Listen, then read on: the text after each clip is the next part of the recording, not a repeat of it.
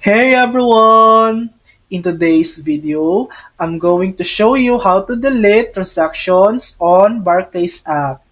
Let's get straight to it. You cannot delete completed transactions from the Barclays app. Barclays, like most banks, keeps a full transaction history for legal, security, and auditing purposes. However, here's what you can do. First, cancel scheduled payments. Go to Pay and Transfer, tap Manage Your Payments, then go to Manage Direct Debits. Select the account and delete the direct debit or standing order you no longer need.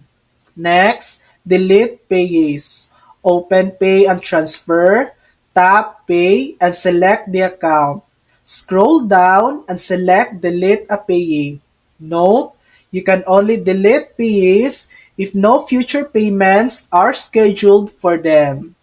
Next, report fraud or unrecognized transactions. If you see something suspicious, go to the help section in the app and use the call us option or call the number on the back of your Barclays card. So, while you can't delete past transactions, you can manage future ones and keep your Barclays account tidy.